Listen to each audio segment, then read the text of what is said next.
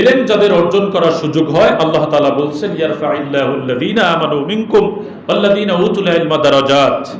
আল্লাহ তাআলা তাদের মর্যাদা বাড়িয়ে দেন যারা ঈমান আনে এবং ইলম হাসিল করে। সুবহানাল্লাহ বলে। আল্লাহ মর্যাদা বাড়িয়ে দেন কাদের? যারা ঈমান আনে। প্রথম শর্ত কি? ঈমান আনা। তারপরে কি? ইলম হাসিল করা। আর কোরআনেরও তো নির্দেশ সেটাই, প্রথম ইলম হাসিল করার জন্যই আমাকে নির্দেশ দেয়া হয়েছে। এখন এই ইলম হাসিল করার জন্য এটা কি আরামে হয়? আপনি কি বলেন? ইলম হাসিল এটা কি আরামে হয় না কষ্ট করা লাগবে? অনেক কষ্ট করা লাগবে। ইলম হাসিল করার জন্য আপনাকে যে জিনিস প্রয়োজন হবে, ইমাম শাফি রহমাতুল্লাহ আলাইহি বড় চমৎকার করে চাল্লান কবিতায় তিনি বলেছেন, ইলম হাসিল করার জন্য 6টা অবস্থান তিনি বলেছেন। আর ইলম হাসিলের আগে, ইমাম শাফির এই দর্শনের আগে আরেকটি জিনিস আপনাকে মাথায় রাখতে হবে, সেটি হচ্ছে ইলম হাসিল করার জন্য প্রথম কাজ হচ্ছে আসসমতু, আপনাকে চুপচাপ থাকতে হবে। আপনি আগে নীরব হয়ে যাবেন, অর্থাৎ নীরবতা লাগবে আপনার। প্রথম হইচই করা মানুষ ইলম অর্জন করতে পারে না। দ্বিতীয় নম্বরে ওয়াল ইস্তেমা, আপনার শ্রবণ শক্তি বাড়াতে হবে। মানুষ ইলম হাসিল করে 2টা মাধ্যমে, একটি হচ্ছে কান আর একটি হচ্ছে চক্ষু। আপনি যদি আপনার কানকে বন্ধ করে দিতে পারেন, এতবার বিসমিল্লাহ পড়বেন কোনোদিন মুখস্থ হবে না, কারণ ভিতরে ঢুকবে না। আর আপনি চক্ষু দিয়ে ইলম হাসিল করবেন, চোখে দেখে দেখে দেখে দেখে সবকিছু বুঝতে পারবেন। তো কান আর চোখ, এই জন্য আপনার আল ইস্তেমা, আপনার লিসেনিং স্কিল যেটা, আপনার শ্রবণ শক্তিকে খুবই একপ্রকা করে দিতে হবে যে আমি শুনছি যা বলছে। এই যে আমরা কথা বলতেছি, আপনি যদি আপনার কান এটাকে ইনঅ্যাক্টিভ করে দেন, অর্থাৎ না শোনেন বা কানের মধ্যে মোবাইল দিয়ে অন্য কিছু শোনেন, তো এই ইলম আপনার ভিতরে ঢুকবে না। তারপরে কি? এটা হয়ে গেল। এরপরে আপনি এটা বলবেন মুখে, তারপরে আমলে পরিণত করবেন।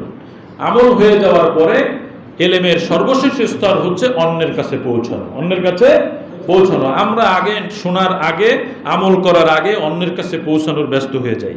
এটা আমাদের এই দেশীয় একটি বাজে কার্টিসি। অর্থাৎ বলতে চাই, যেমন আমি যদি এখন এখানে বলি যে আমার একটু জ্বর এসছে, কি খাওয়া যায়, দেখবেন যার দিকে চেয়ে বলছি পিছন দিয়ে আরেকজন বলবে হুজুর নাপা খেয়ে নেন, আরেকজন বলবে যে না নাপা এক্সটেন্ড ভালো হবে। যারে বলছি সে কিন্তু বলার সুযোগই পায় নাই, এর আগে আরেকজন পণ্ডিত দাঁড়ায় বলে দিয়েছে এটা খান, আপনাকে কে বলতে বলছে এটা? তার মানে হচ্ছে এটা আমাদের দেশীয় বাজে কালচার একটা আছে না? এটা আছে না? এটা আমি যদি বলি যে এইবার এখানে কমিশনার কে হইতে পারে, দেখবেন যে কারটা আমি জিজ্ঞাসা করি না অনেকজনই জবাব দিয়ে দিবে। আরে আপনার কাছে তো জিজ্ঞাসাই করা হয় না, অথবা যাকে জিজ্ঞেস করছি তার ইন্টারফেয়ার আপনি কেন করেন? তা আমরা এই বলতে বেশি অভ্যস্ত, এরকম হওয়া যাবে না। আমাদের শুনতে অভ্যস্ত হতে হবে, তারপরে এটা আমলে পরিণত করতে হবে। এটাও একটি ইলমের আদব। আব্দুল্লাহ ইবনে আমরের নাম শুনছেন আপনারা? হ্যাঁ শুনছেন। তিনি হচ্ছেন হযরত ওমরের ছেলে, খলিফাতুল মুসলিমিন, আমিরুল মুমিনিন হযরত ওমর রাদিয়াল্লাহু তাআলা আনহুর ছেলের নাম আব্দুল্লাহ। তাকে বলা হতো বয়সে নবীন, জ্ঞানে প্রবীণ। ছোট্ট সময় থেকেই তার খুব জ্ঞান ছিল। আল্লাহু আকবার। ছোট সময় থেকে অনেকে ভালো বুদ্ধি রাখে না, তিনি রাখতেন। একবার নবীজির মজলিসে বলা হলো যে আমাকে বলো সাহাবীরা, কোন গাছের পাতা পাকলেও ঝরে পড়ে না, আমাকে বলো। আব্দুল্লাহ ইবনে ওমর তিনি খুব ছোট, তিনি বললেন আমি জানতাম কোন গাছের পাতা পাকলেও ঝরে না, কিন্তু আমার বাপ চাচা মুরব্বীরা সবাই সামনে উপস্থিত, আমি তাদের সামনে হুট করে কেমনে জবাব দেই? আমি জানতাম খেজুর গাছের পাতা পাকলেও ঝরে পড়ে না, কিন্তু আমার বাবা আমার চাচা কোনো জবাব দিলেন না, আমিও চুপ থাকলাম। নবীজি জবাব দিয়ে দিলেন। এখানে শিক্ষা কি? ছোট বাচ্চারা শিখে নেবে যে তুমি তোমার বাপ চাচা বড় ভাই থাকলে কথা জানলেও উত্তর দেওয়া যাবে না, ঠিক কিনা? এটা শুধু ছোট বাচ্চাদের জন্য নয়, যারা মুরব্বী আমরা আছি, আমার মুরব্বী আছে না, আমার মুরব্বী আছে না, মুরব্বীরা যখন কথা বলবে আমি বলবো না, আমি চুপ থাকবো। ওনারা বলতে বললে বলবো, অথবা প্রয়োজন হলে অনুমতি নিয়ে আদবের সাথে ভদ্রতার সাথে বলবো। কার্টিসি, ইসলামের শেখানো কার্টিসি, সাহাবীদের কাছ থেকে শিখতে হবে এটা, ঠিক কিনা? কাজে ফটফট করে কথা বলাটা কোনো আদব নয়, কোনো ভদ্রতা নয়, ইসলাম শিক্ষিত দীক্ষিত কোনো বিষয় নয়। এটা আমরা আমল করতে পারবো আজকের থেকে ইনশাআল্লাহ। কথা বলবো বাড়িয়ে বাড়িয়ে, এরকম প্যারাসিটামলের প্রেসক্রিপশন দেব, রাজনৈতিক প্রেসক্রিপশন দিব, এইগুলো দিব না, প্রয়োজন নেই। খামাখা আপনি কেন কথা বলবেন? আর সুকুতু না যা, আপনি চুপ থাকবেন, মুক্তি পাবেন। সুবহানাল্লাহ। প্রিয় ভাইয়েরা, এই যে আদব শিখলাম, এই আদব শেখার জন্য আপনাকে সবসময় পড়ামুখী হওয়া লাগবে। ইমাম শাফি রহমতুল্লাহ আলাইহি বলতেছেন, লান তানালাল ইলমা, কোশ্চিনকালে তুমি জ্ঞান অর্জন করতে পারবে না, ইল্লা বিসিত্তাতিন, 6টা জিনিস ছাড়া। অর্থাৎ ইলম অর্জন করতে হলে 6টা জিনিস লাগবে। সাউনাব্বিউকা আন তাফসিলিহা, ওটার বিস্তারিত বিষয় আমি তোমাকে বর্ণনা করব বিবায়ানিন, বক্তব্যের মাধ্যমে। একটি হচ্ছে যাকাউন, মেধা। একটি কি? কথা বলেন, একটি কি? আওয়াজ করে বলেন, একটি কি?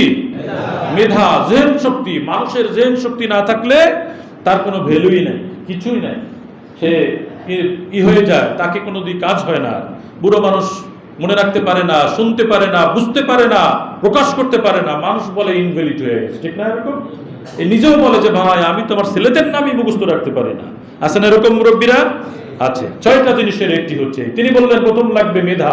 মেধা না থাকলে হবে না। এবার আসেন, মেধা কেমনে পাবেন? মেধা কেমনে পাবেন? সাহাবী একজন ছাত্র গিয়ে ইমাম শাফির কাছে বললেন, শাকাউতু, তিনি একটি শিকায়ত করলেন, তিনি একটি অভিযোগ পেশ করলেন যে আমার তো পড়া মনে থাকে না। তিনি বললেন, মিথ্যা পরিত্যাগ করো, পড়া মনে থাকবে। সুবহানাল্লাহ। আপনার আমার জেহেন নাই এটা বলা যাবে না। কোনো না কোনো জেহেন, কোনো না কোনো প্রতিভা দিয়ে আল্লাহ আপনাকে আমাকে তৈরি করেছেন। কোনো না কোনো বিষয় আপনি জিনিয়াস, কোনো না কোনো বিষয় আপনি ট্যালেন্টেড। সবাইকে একরকম দেওয়া হয়নি। কেউ পড়া দ্রুত মুখস্থ করতে পারবে, কেউ মুখস্থ করা লাগবে না। তার ক্রিয়েটিভ সেন্স আছে, ক্রিয়েটিভ জেহেন আছে, তার সে সৃজনশীল বুদ্ধি আছে, তার দ্রুত পারবে। কেউ লিডারশিপ ভালো পারে, ওই ট্যালেন্টটি আল্লাহ তাকে দিয়ে দিয়েছেন। এরকম একজন ভালো বক্তব্য দিতে পারে, আরেকজন অনেক ভালো লিখতে পারে। সুবহানাল্লাহ বলেন। আর সবাই যদি লিখতে পারতো তো বলতো কারা? সবাই যদি বলতে পারতো লিখতো কারা? সবাই যদি ভালো প্লেন চালাতে পারতো ডাক্তারি করতো কারা? এই জন্য প্রত্যেক মানুষকে আল্লাহ তাআলা এক একটি বিশেষ বিশেষ গুণে গুণান্বিত করে তৈরি করেছেন। আমাদের দুর্ভাগ্য যে আমাদের দেশ, এই দেশের জনগণকে মূল্যায়ন করে যে এই ছেলেটার মেধা এরকম, এটাকে এই কাজে লাগায়, এটা এখনো আমরা যেতে পারি নাই। বরং যেই ছেলে ভালো আর মন্দ সবাইকে গার্ডিয়ানরা ডাক্তার বানাতে চায়। 100% সকল গার্ডিয়ান যায়, যদি জীবনের লক্ষ্য যে what is your aim in your life, তোমার জীবনের লক্ষ্য কি, সে বলে ডাক্তার হওয়া, টু বি এ ডক্টর। তোমার লক্ষ্য কি? টু বি অ্যান ইঞ্জিনিয়ার, সে বলে আমি একজন প্রকৌশলী হতে চাই। এটা ছাড়া আর কোনো পেশা নাই, এরকম মনে হচ্ছে। তা নয়, বরং প্রত্যেকটা শিশু, প্রত্যেকটা সন্তান এর মেধাকে অ্যানালাইজ করে, গবেষণা করে আপনাকে দেখতে হবে এই ছেলেটা কোন দিকে নেওয়া যেতে পারে। তারপর স্কুল থেকে তাকে সেই দিকে ডাইভার্ট করা দরকার। ভালো হয় না কাজটা? কে শোনে কার কথা? সমানে চলছে গাড়ি, মানুষ বলে না চলছে গাড়ি, যাত্রাবাড়ি, এরকম চলছে আর কি। যার নসিবে যা আছে তাই হচ্ছে হবে, এরকম নয়। আপনি আপনার পিতা, আপনার সন্তান নিয়ে আপনি গবেষণা করবেন। আপনি যা বানাতে চান, ছেলে তো সেরকম না, সেটা আরেক দিকে যেতে চায়, ওরে সেই দিকে আপনি নেন, দেখবেন ও কামিয়াবি অর্জন করতে পারবে। মেধা শক্তির জন্য পাপের কাজ ছেড়ে দিয়ে মোতাওয়াজ্জা হতে হবে কার কাছে? কার কাছে? আল্লাহর কাছে। আল্লাহর কাছে মোতাওয়াজ্জা হলে যে জেহেন শক্তি বাড়ে, এটা শুনবেন বলবো, কারণ এটা তো দরকার না? আবু হুরায়রার নাম শুনছেন? আওয়াজ করে বলুন, নামটা কি? এর অর্থ হচ্ছে বিড়ালের পিতা। নবীজির দেয়া বরকতপূর্ণ নাম। পকেটের মধ্যে একটা বিড়ালের বাচ্চা রাখতেন। ওটা হঠাৎ করে রাসূলের দরবারে একদিন বের হয়ে গেছে। তিনি ডাক দিলেন, ইয়া আবা হুরায়রা, হে বিড়ালের পিতা। ওই দিন থেকে বরকত হয়ে গেল। কি হয়ে গেল? নিজের নাম বাদ আবু হুরায়রা হয়ে গেছে। হযরত আলী রাদিয়াল্লাহু তাআলা আনহুর লকব ছিল আবু তুরাব। 3টা লকব আছে, মধ্যে একটি হচ্ছে আবু তুরাব। আবু তুরাব মানে মাটির পিতা, বালুর পিতা। একদিন হযরত ফাতেমা রাদিয়াল্লাহু তাআলা আনহার সাথে রাগারাগি করে বালুর মধ্যে মসজিদে নববীতে শুয়ে রয়েছে। নবীজি গিয়ে রাগ ভাঙানোর জন্য বললেন, ইয়া আবু তুরাব, হে বালুর বেটা, বালুর পিতা, এরকম ডাক দিলেন। হযরত আলী ওই দিন থেকে এই নামেই স্বাচ্ছন্দ্য বোধ করতেন। কেউ যদি এই নামে ডাকতো তিনি খুব খুশি হয়ে যেতেন। সুবহানাল্লাহ বলেন। ও রাসূলের মুখ থেকে যা বের হয় তাই বরকত। প্রিয় ভাইরা, এরকম হযরত আবু হুরায়রা রাদিয়াল্লাহু তাআলা আনহু 7ম হিজরিতে মুসলমান হলেন। সবথেকে বেশি হাদিস মুখস্থ জানতেন তিনি, বর্ণনা করেছেন তিনি। হাদিস বর্ণনা করেছেন প্রায় 5374টি। সুবহানাল্লাহ বলেন। অসংখ্য হাদিস তিনি মুখস্থ করেন। রাসূলের দরবারে চলে আসতেন, ইয়া রাসূলুল্লাহ, ইয়া হাবিবাল্লাহ, আমার খুব মনে চায় আপনি যে কথাগুলো বলেন সেইগুলো আমি সব জেহেনে নিয়ে নেই। আমার ভিতরে সেভ করে নেই, কিন্তু আমার দুর্ভাগ্য, আমার জেহেন এতই দুর্বল, আমি কোনো কিছুই মনে রাখতে পারি না, যা মুখস্থ করি আবার ভুলে যাই। সুবহানাল্লাহ। রাসূলের দরবারে বলার জায়গা ছিল, আমাদের জায়গা কোথায়? ওখানে গেলেও বলবেন, যারা রওজায় যেতে পারবেন, রাসূলের দরবার এটা। সরাসরি যখন যাবেন, যা যা চাওয়া লাগবে চাইয়া নিবেন, আল্লাহ তাআলা দান করবেন। রাসূলের ইন্তেকালের পরে সেই শক্তি কি কমে গেছে? কথা বলেন, কমে গেছে কিনা? কমে যায় নাই। যারা রাসূল প্রেমিক নয় তারা এই সমস্ত বাজে কথা বলতে পারে, মরে গেছে, বুঝে গেছে, ওই সমস্ত আজে বাজে কথা বলতে চিৎকার করে বলুন নাউজুবিল্লাহ। রাসূল পৃথিবীতে জীবিত অবস্থায় যেরকম ছিলেন, তিনি রওজা শরীফের ভিতরে অনুরূপ আছেন, অনুরূপ শক্তি নিয়ে আছেন, কোনো সন্দেহ নাই। শুধুমাত্র ট্রান্সফার, একটি জায়গা থেকে আরেকটি জায়গায় তিনি স্থানান্তরিত হয়েছে, আকীদা পরিষ্কার। ওখানে গিয়ে আজও আপনি আপনার মনের কথা রাসূলের ওসিলা করে আল্লাহর দরবারে বলবেন, আল্লাহ তাআলা অবশ্যই আপনার মুনাজাতকে কবুল করবেন, কোনো সন্দেহ নাই। আবু হুরায়রাকে রাসূল বললেন, আবু হুরায়রা, তোমার এত সুন্দর চমৎকার আগ্রহ, তোমার চাদরটা বিছাও, চাদরটা এখানে আমার সামনে বিছায় দাও। হাদিস শরীফের মধ্যে আছে, নবীজি যখন এরকম নির্দেশ দিলেন, আবু হুরায়রা চাদর বিছালেন। রাসূল পানি যেরকম নেয় দুহাত ভরে, এরকম তিনি দুহাত ভরে রুমালের মধ্যে কি যেন দিয়ে দিলেন। এবার প্রিয় নবী বললেন, আবু হুরায়রা, রুমালটাকে ভাঁজ করে তুমি তোমার বুকের সাথে লাগায় নাও। সুবহানাল্লাহ। আবু হুরায়রা বলেন, এই দিনের পর থেকে এমন কোন মুহূর্ত যায় নাই আল্লাহর নবী কথা বলার সময় হাতটাকে কত উঁচু করেছেন, নিচা করেছেন, কোন প্রেক্ষাপটে কোন কথা বলেছেন, শুধু শব্দ নয়, এরকম দৃশ্য পর্যন্ত আমি আবু হুরায়রার জেহনে আল্লাহ তাআলা সেভ করে দিতেন। সুবহানাল্লাহ। আবু হুরায়রার জেহেন বেড়ে গেল, কারো ছিলায়? রাসূলের উছিলায়। আপনিও এরকম একটা কিছু করে বসেন, তওবা করেন, আল্লাহর কাছে চান। বুড়ো হয়েছেন তো কি হয়েছে, দাড়ি পাকছে তো কি হয়েছে, আল্লাহর কাছে চান। আল্লাহ জেহেন শক্তি খুলে দেওয়ার মালিক, নিঃসন্দেহে তিনি খুলে দিবেন। যে আল্লাহ তাআলা রব্বি জিদনি ইলমা, ইলমান নাফিআন কামিলা, হে আল্লাহ আপনি আমার জেহেন চাকওয়াত বাড়ায় দেন, আমি যেন আপনার কোরআন বুঝতে পারি, আপনি আমাকে সেই ব্যবস্থা করে দেন। আমি যেন কিয়ামতের দিন অন্ধ চক্ষে না উঠি, আমি যেন এই কোরআনের এই কপিটা নিয়ে যেন কিয়ামতের ময়দানে হাজির হতে পারি। আমার ইলমহীনতা, আমার আমলহীনতা কিয়ামতের ময়দানে যেন আমার লজ্জার কারণ না হয়ে যায়। আল্লাহর কাছে বলেন, ধরেন, ইনশাআল্লাহ আল্লাহ আপনার জেহেন খুলে দিবে। পারা যাবে না? শুধু আপনি নয়, আপনার সন্তানের জন্য এই কাজটি করেন, কবুল হবে, কোনো সন্দেহ নাই। দ্বিতীয় নাম্বার, সময় শেষ, আয়াত 6টা আমি একটানে বলে দিচ্ছি। দ্বিতীয় নাম্বার হচ্ছে, ইমাম শাফিঈ রাহমাতুল্লাহ আলাইহি বলতেছেন, হিরসুন মানে হচ্ছে আগ্রহ, আর রুগবা, আপনাকে এ লট অফ কিউরিসিটি, অনেক উৎসাহ উদ্দীপনা থাকতে হবে, আগ্রহ থাকতে হবে। জ্ঞান অর্জনের জন্য কি দরকার? কি দরকার? আগ্রহ দরকার। বিরক্তি হলে চলবে না, প্রচুর আগ্রহ থাকা লাগবে। তৃতীয় নম্বরে আল্লাহ নবী ইমাম শাফিঈ রাহমাতুল্লাহ আলাইহি তিনি বলেছেন যে বুলগতুন মানে হচ্ছে সম্পদ, কিছু সম্পদও লাগে। ইলম অর্জন করতে কি দরকার? কিছু সম্পদও দরকার। তিনি বললেন কিছু প্রাচুর্য, কিছু সম্পদ, খাবার, কিছু জিনিস, এগুলো লাগবে, এগুলো তুমি কামাই করবে।